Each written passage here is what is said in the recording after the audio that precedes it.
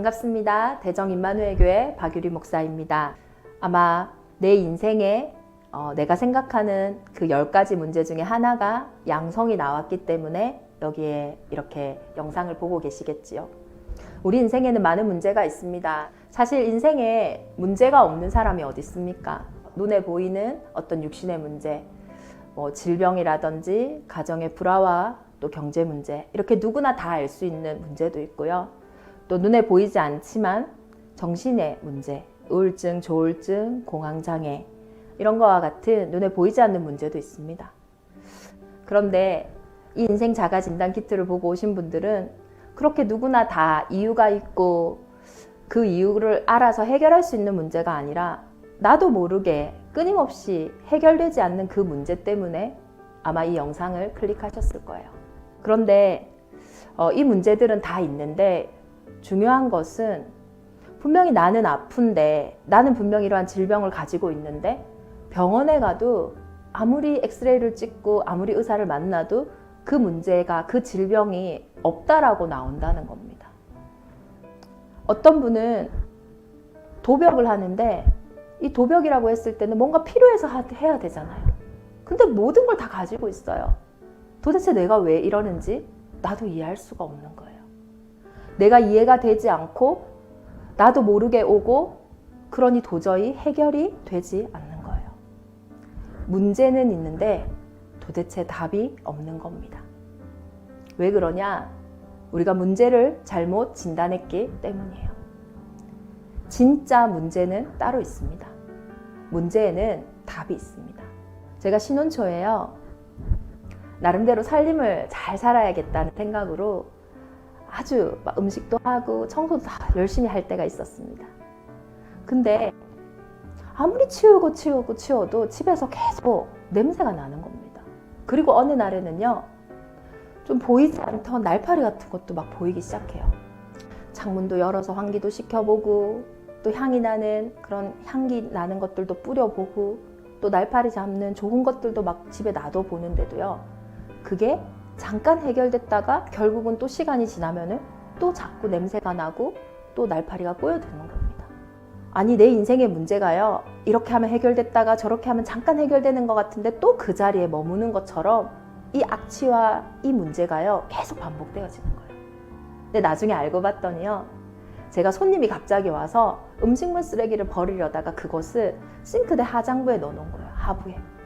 근데 그걸 제가 깜빡하고는 계속 위에 보이는 부분들을 자꾸 치우니까요, 그 보이지 않는 부분에 있던 음식물이 썩어가면서 냄새가 나고 또 그 냄새와 함께 날파리들이 모이기 시작한 거예요. 그 음식물 쓰레기를 치우지 않는 이상 아무리 제가 악취를 제거하고 날파리를 잡을지라도 끊임없이 그거는 생길 수밖에 없었어요. 우리의 인생의 문제도 마찬가지입니다. 지금 눈에 보이는 그 문제가 사실은 진짜 문제가 아니에요.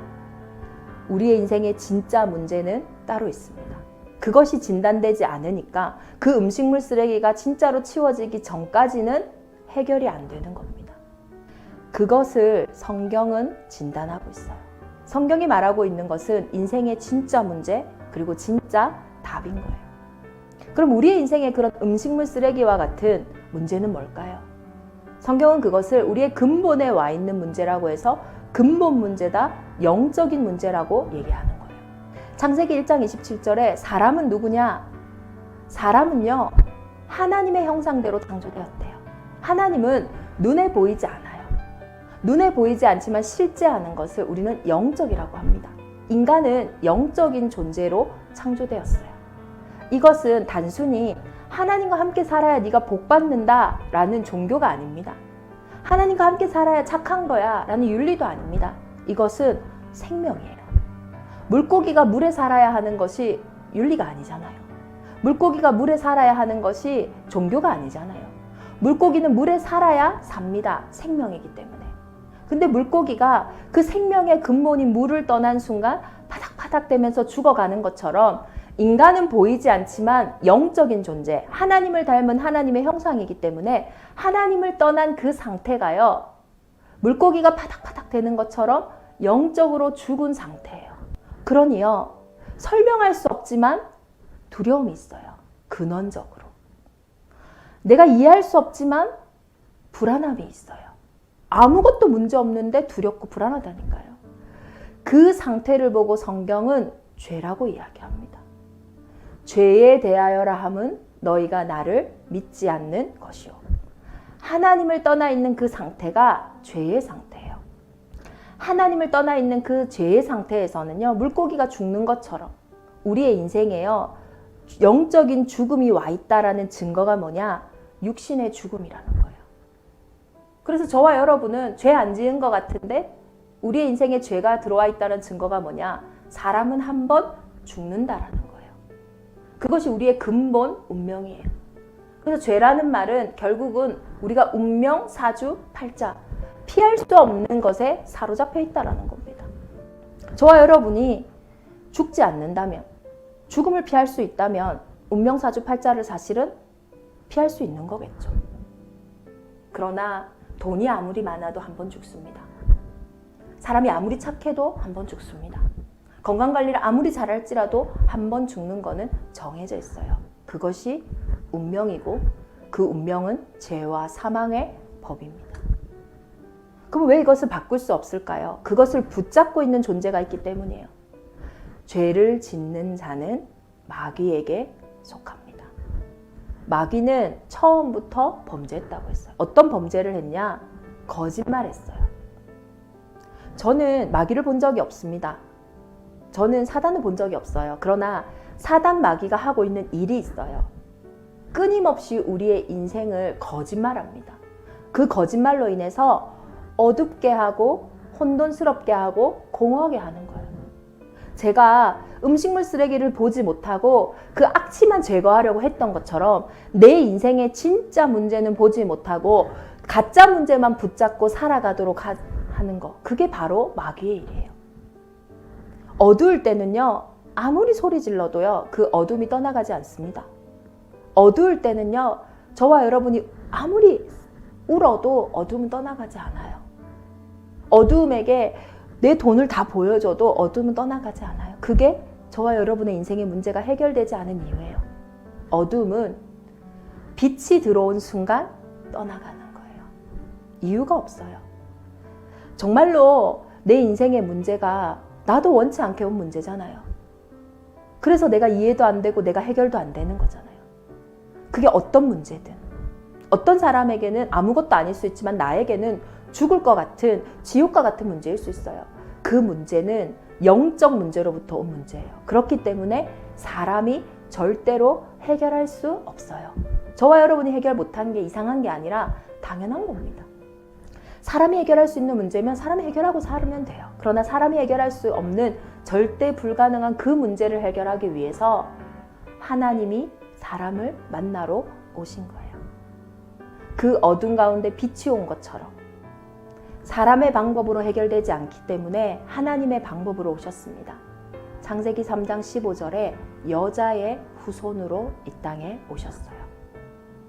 그 여자의 후손으로 오셨기 때문에 요한복음 14장 6절에 내가 곧 길이요 진리요 생명이니 나로 말미암지 않고는 아버지께로 올 자가 없다고 한 거예요.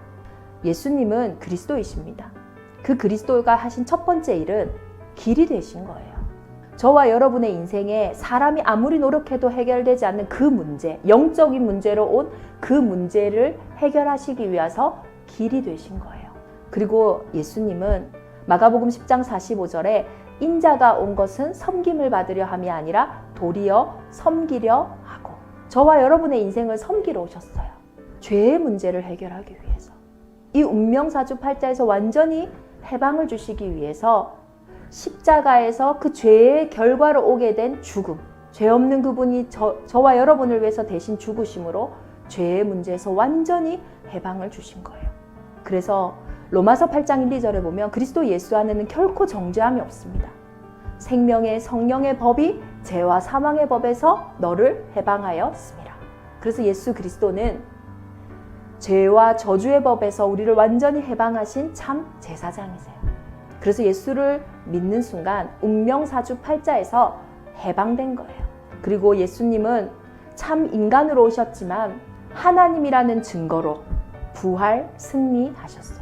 이 사단의 일을 이겼다라는 증거로 이 사단의 권세가 있는 지옥 배경을 이기시고 다시 살아나신 거예요. 그래서 하나님의 아들이 나타나신 것은 마귀의 일을 멸하려 하심이라.